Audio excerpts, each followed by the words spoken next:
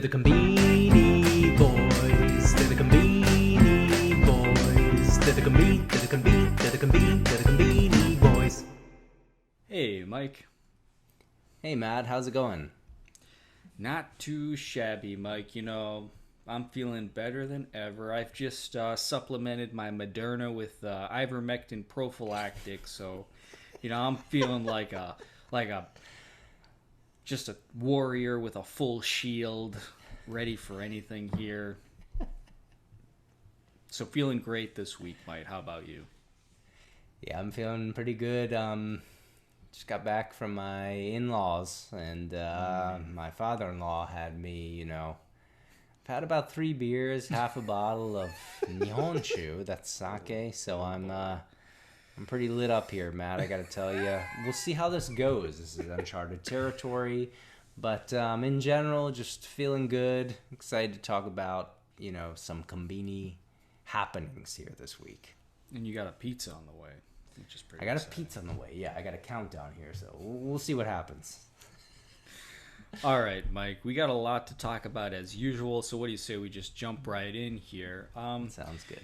Mike, we're 66 episodes in, and it's hard to believe that we have not yet touched one of the most important and legendary sections of the Conbini. That's the instant noodle section, Mike. Yeah. As everybody who knows, who's been to the Conbini, there is actually a substantial shelf dedicated to instant noodle, and there's a king of the instant noodle, Mike. Yep. Everybody knows this. That is Cup Noodle, okay? Cup Noodle, owned by Nissin. They created it in 1971. So you know what that means, Mike? It is the 50th anniversary of the instant cup noodle. Holy damn moly, what a time to be alive here, Mike. And there's a lot you can say about the instant noodle. It's an infinite canvas, really. You see flavors like seafood, cheese, curry, laksa. You're going to be going deep into these, Mike. But also, you got to pay respect to what may be the most highly processed food of all time. Yeah. There's probably less processing in a hydrogen bomb. In fact, I'm not surprised they finished the Manhattan Project before they invented the first cup noodle.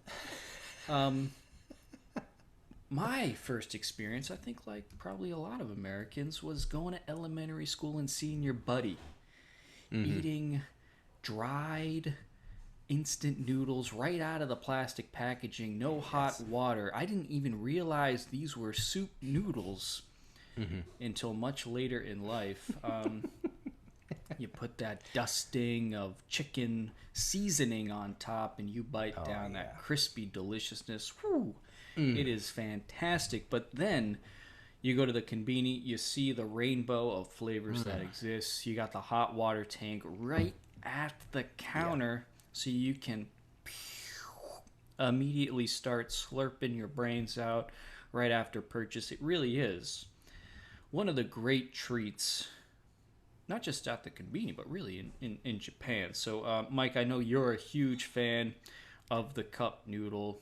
What's your take on all this? Yeah, huge fan of the cup noodle. Like you said, it's amazing that we've gone this far without really sort of focusing in on instant noodles and especially cup noodle as well. We often talk about the sort of the palette or the sort of canvas of Karaage-kun, and I would say that cup noodle is similar in that sense, that there are just infinite flavors that have come out and that are available of the cup of noodles. I think that it's a section that if you come to Japan, it's a zone in the Conbini that maybe you don't really focus on too much because you think, well, I don't want this. I know cup noodles, and let's be honest, there's a very big difference between cup noodles, as it's known in the States, and cup noodle without the S. That's in Japan. And Matt, this is a meal in itself. Like you said, in terms of processed foods, like you got a hurricane coming, you got, some sort of nuclear winter coming. What are you going to stock up on? You're stocking up on cup noodle because that's going to be good for 30, 50 years. This is an infinite product. And Matt, yeah, so I'm a huge fan of the cup noodle. I in certain periods of my life, this has been my main sort of lunch choice. And so I just, there are so many options. I think we found a site that is saying the top 55 flavors of cup noodle, but I wanted to focus in on a couple that I really love. And so, yeah, let's just get started here. So the first one I'd like to point to, this is the legend. This is the classic. This is the one that you're talking about that came out in 1971 that started all. This is just the standard, the cup noodle. And what do we got here? You got the noodles.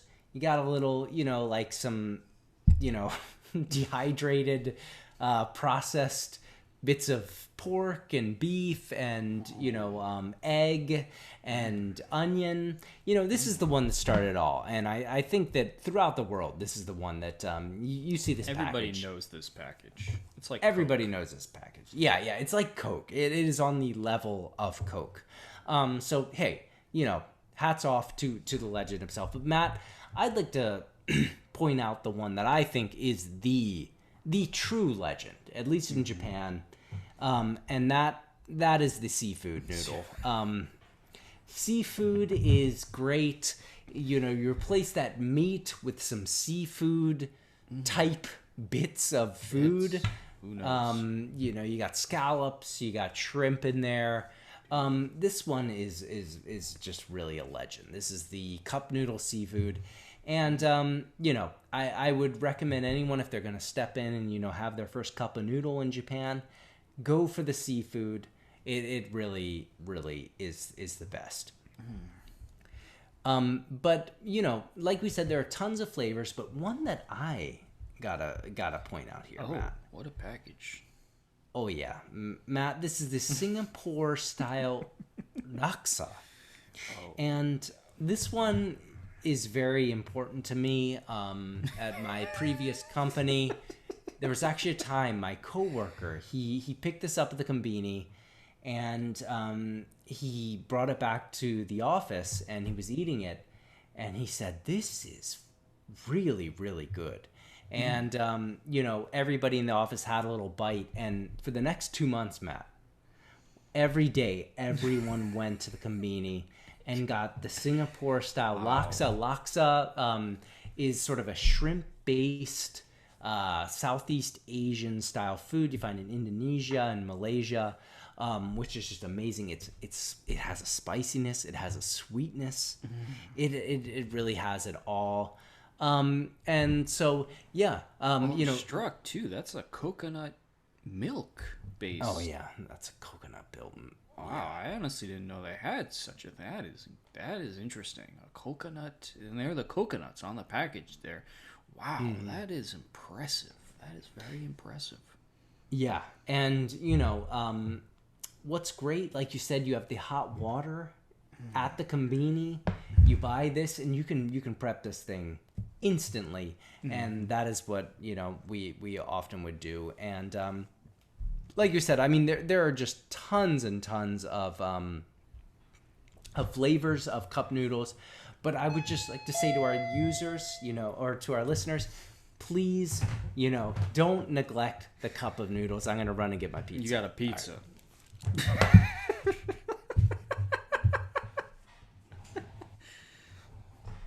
Sorry about that. Just had to grab my pizza there. But anyways, yeah, cup of noodles, really the best. Tons of flavors for any taste. Really a legend. And if you want to have a great experience, go to nissan.com, NISSAN.com. One of the most interesting websites we've ever seen. Yeah. It's not just cup noodle, ladies and gentlemen. There is a whole psychedelic experience happening on that website. So please check it out. For sure. All right, Mike. What's up next? Chicky Wars. What do we got this week going on? Yes, that is right. We've got the Chicky Wars, and a couple weeks ago we had the biggest Chicky Wars we've ever seen. Last week was a little bit more calm, and Matt, I'm a little bit sad to say this week is even more quiet, but we do have one Chicky, and it is a family Chicky. So, you can't complain there, Matt. What we're looking at first here this week, and that is the family Chicky Amakara Aji. That's the sweet and spicy. And Matt, let me set this up. This is an item that has, been brought back. This is the first sort of flavored Fami Chicky that they ever did. And so they're bringing this back as sort of a rival item. What do you think about this Chicky here this week? There's a lot to like about it, Mike. This is the sort of sweet and spicy Chicky. It's got tons of seasoning in it. They're saying it's got garlic. It's got ginger. It's got togarashi spicy peppers. It's got white pepper. But I think most interesting of all, Mike, they're saying this comes not from the drum, but from the thigh. And they're saying this creates an even juicier Chicky. Which is hard to imagine. It's hard to imagine, yeah. And I'm also questioning whether or not this actually comes from only one part of the chicken. Again, we have seen images that suggest some mysterious fusion is taking place across chicken parts. But that said, I do love chicken thighs. It's my favorite part of a chicken because it is so damn juicy. Yeah, I gotta say, Mike, I think I'm not surprised. This is the favorite flavored Fami Chicky, and very pleased to see them bringing it back. Yeah, no, I totally agree. Like you said, I'm really interested to hear about this thigh meat. Although I wonder if just all Fami Chickies at this point are just using thigh meat, and that's sort of what they're saying here. But yeah, originally using the drum. That's interesting. That would be an interesting, twist on the Fami Chicky. So, makes me wonder what could have been. But I do like that they're using thigh, as you said, in terms of juice. There's nothing like a thigh, and I agree, thigh is definitely the best part of the chicken. Hey, we love Fami Chickies. Let's be honest, this is at least a 4-star item here. There's no possible way that this is anything less than an above average item. So I'm really excited. Quiet week for the Chicky Wars, but if you got a new Fami Chicky coming out, nothing to complain about. All right, Mike, it's time to take a look at the scoreboard here. New item scoreboard for this week. We got Family Mart with 40 new items, Lawson at 44, 7-Eleven 81, Mini Stop 25, Daily Yamazaki at 6, Seiko Mart's got 4, and New Days at 12 new items. Any thoughts on those numbers, Mike? Yeah, interesting that we've got Family Mart and Lawson, pretty much at the same number. 7-Eleven still a little bit low. New Days actually pretty low. And Seiko Mart also actually pretty low, although we only usually see 6 or 7 items, but 4 is a lot lower than normal. So still seeing some low numbers. A little bit worried about that, but in general, that's what can you say? Also rare to see that Lawson has more new items than Family Mart. That's because Lawson this week is releasing their Nikuman lineup. So Lawson back into the Nikuman game heading into fall here. All right, let's check out our winners and losers this week. Mike, we'll start off with your loser, see what you got. Pull it up on the old big screen here, and always curious to see. All right, Matt, if you can zoom down to number 2. All right, and I will do a huge preface here that this is not necessarily a loser, but this is my mystery item of the week. Sorry, Matt, if you can scroll up just one more to that ice cream right there. Okay, so let me tell you what the title of this item is.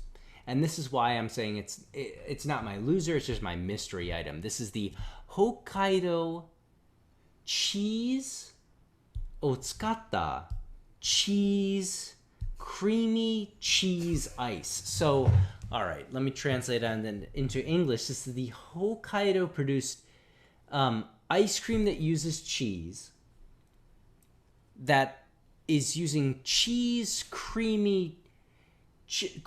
cheese cheese ice. So there's just way too much cheese in here, and the package itself it's uncertain exactly what's inside of here. We've got 3 cheeses in the title. That's a little bit too much for my liking in terms of an ice cream, two, that's pretty much my max. But this is 3 mentions of cheese in the title. Again, is this a Monaka style ice? Is this a bar ice? What are we getting in here? It's very, very unclear. I like it, it's Hokkaido, so we're getting dairy products, we're getting cheese. This is Seiko Mart, but in general, this is just kind of a baffling item to me. I wish they would be a little bit more clear of what we're getting, because I don't just want to eat cheese ice cream, just cheese ice cream does not sound great.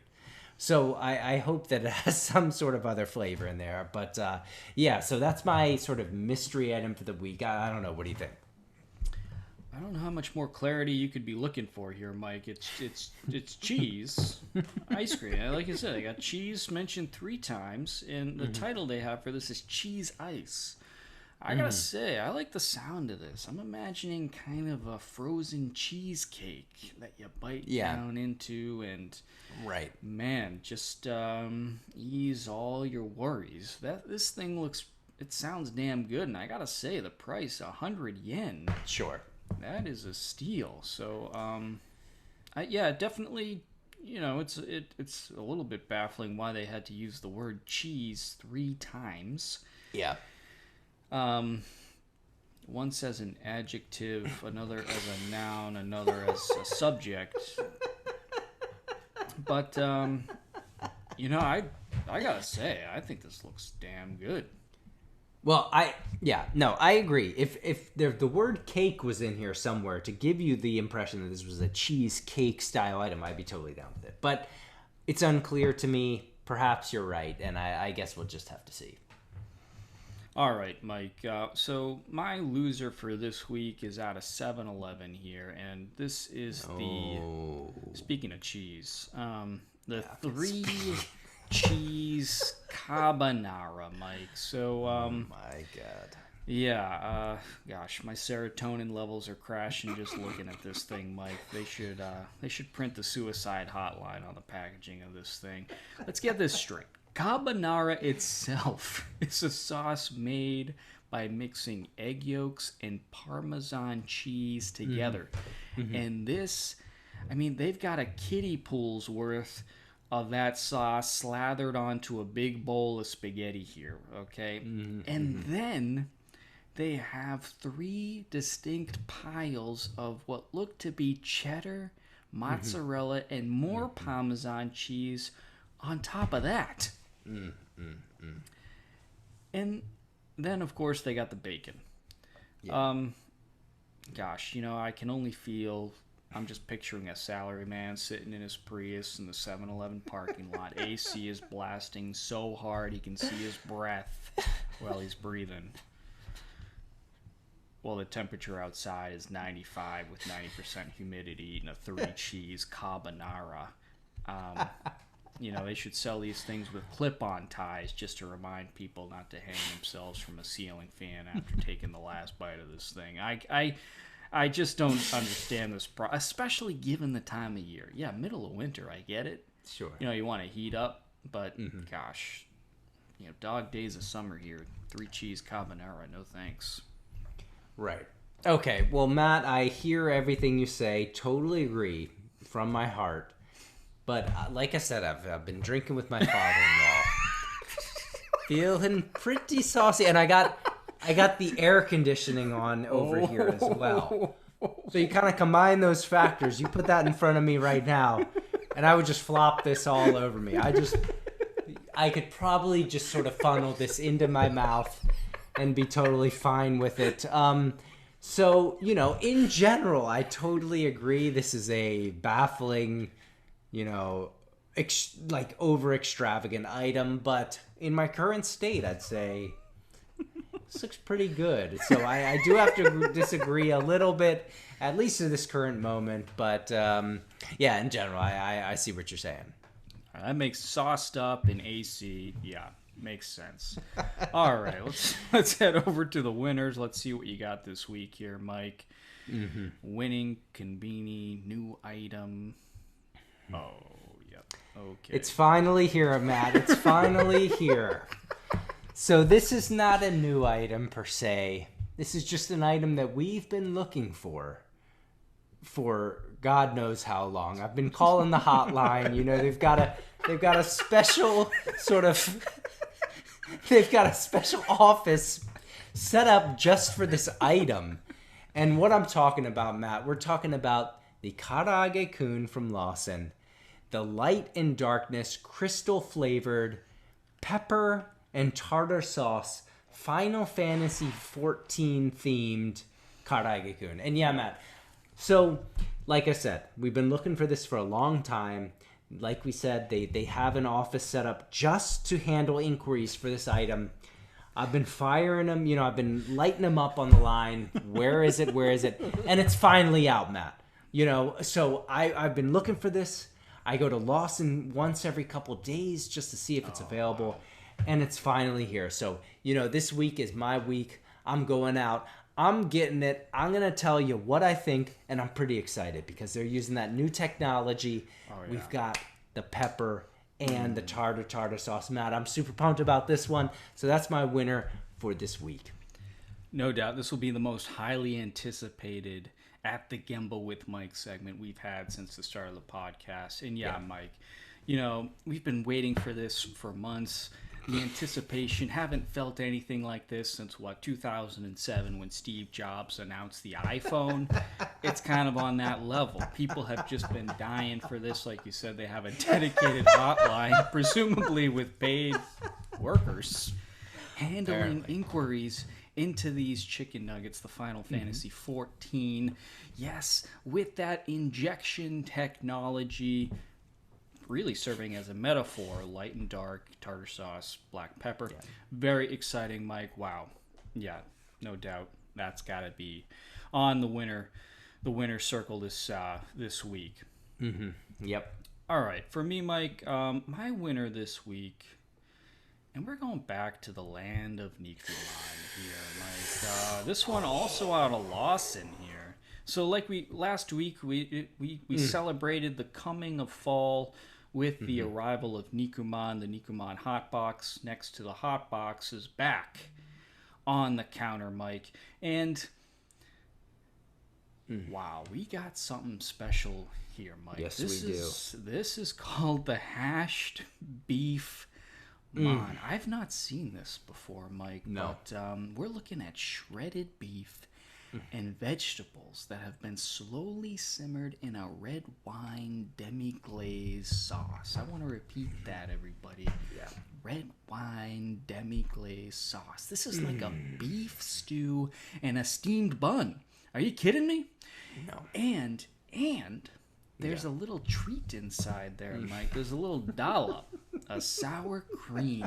We're pumping a little sour cream to add another layer of richness and to cool you down. The first bite of a Nikuman can be pretty hot because it's in that steamy sauna. I'll tell you what, Mike. You put a case of these in every single pub in the UK and Ireland, you'd have more money than Jeff Bezos by the end of the year. These things would be flying off the damn shelf. This is one of the best. I can't zoom in enough on this damn thing here, Mike. It looks spectacular. Yeah, I agree, Matt. I have not encountered this as well. I don't know if this is a completely new item, but yeah, for the two of us, it's the first. I think that we've seen this. Matt, like I said, I've been drinking, and I ordered a pizza here. It's a very small, sad pizza, let's be honest. Let's take a look at here. Let's see if we can get some sort of dimensions. Look at this. It's a little, it's a sad little. I mean, this thing is just, it's probably 8 inches by 8 inches. It's pathetic. It cost me $30. Matt, I should have I should have, worked up the nerve, got on my bike and pedaled out and got, 3 or 4 of these, because that would have been the right choice. This looks amazing. Like you said, even without that cream cheese in the middle, that would have been great. But that added little bonus in the middle there makes this looks amazing. Yeah, really excited to have this, and hope to find it, nearby, somewhere soon, because it really looks amazing.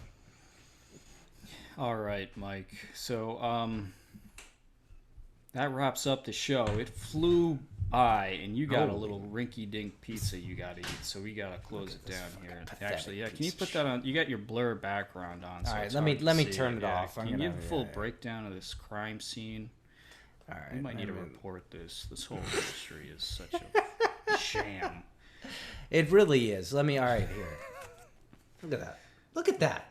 Are you kidding me? I can hold it with one hand. One hand. Let's get some perspective here. This thing was $20, Matt.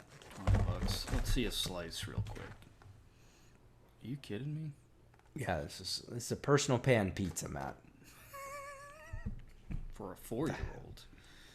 Oh my God. The pizza industry in Japan, somebody's got to do something about this. Where's the Attorney General on this? Don't they have a function like that? Some Department of Justice that can crack down? I know we have a working theory that the whole thing's run by the Japanese mafia, and what you're really paying for is, where's that in the line item? Bill of materials. Oh my God. $25. Oh, you got some chicken wings in there, though. Well, I got some chicken wings. I was being a little. I got some chicken. Nothing wrong with that, but still, how many chicken wings? There's 2 chicken wings. No, Matt. This is 10 chicken wings. I gotta be honest. But that's a pretty good deal for chicken. But let's be honest. These are not wings. These are just the wingless part of the chicken wing. Oh boy, I just dumped it onto my. Oh shit. All right, close it out, Matt. We've lost. I'm gone here. I'm done.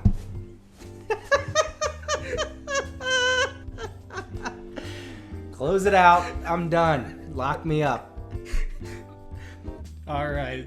Thanks everybody for listening to the podcast. A special shout out to everybody who supported us with buying chickies. Carrie G. St. Michelle, Professor H. Group Japan, Jeff Bailey, and Anonymous. If you want to support the podcast, head over to buymeacoffee.com/Conbini Boys. Please rate, share the podcast on Apple Podcasts, Spotify, so more people can hear it. Check us out on YouTube so you can see everything we're talking about. Join the conversation on social, on Twitter, especially active there. And if you have a Conbini memory, head over to anchor.fm/Conbini Boys and leave it. We'll play it on the podcast. Thanks everybody for listening, and Mike, I'll see ya at the Conbini. See you at the Conbini, Matt.